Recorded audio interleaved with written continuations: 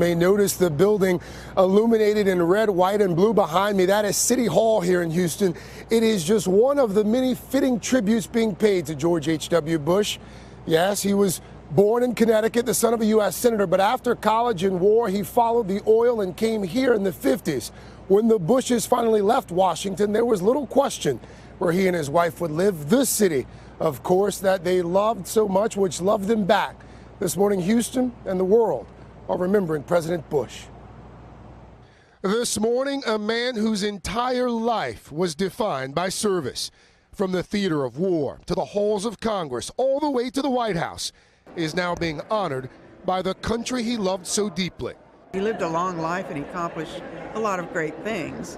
It's kind of an end of an era. Tributes pouring in for former President George Herbert Walker Bush. Overnight, a star-studded standing ovation at the Kennedy Center honor ceremony.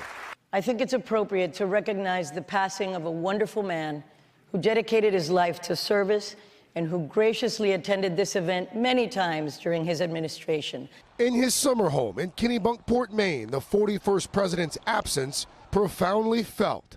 The former president and Mrs. Bush always had just a really remarkable presence in the community. Mourners leaving socks among the flags and flowers, a nod to Bush's longtime love of the crazy and colorful footwear. Our country lost an American hero. In his adopted hometown of Houston, a moment of silence Sunday before the Texans game, and memorials at his statue overlooking the city's skyline and near his home. It's very sad.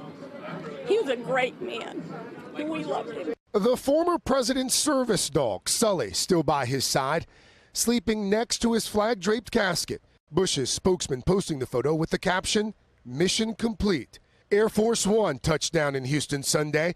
President Trump ordering the presidential plane to carry Mr. Bush on his final flight back to Washington, where he will lie in state in the Capitol Rotunda later today.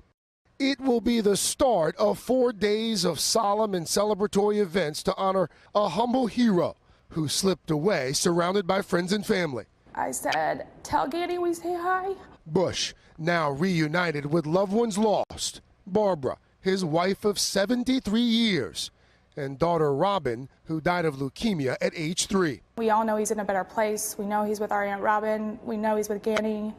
He's good. One of the former president's closest friends and political allies, former Secretary of State James Baker, was also by his side during his final moments as he said his last words, said to his son, George W. Bush. He said, "I love you," because 43 had called in to tell his father goodbye and tell him how much he loved him.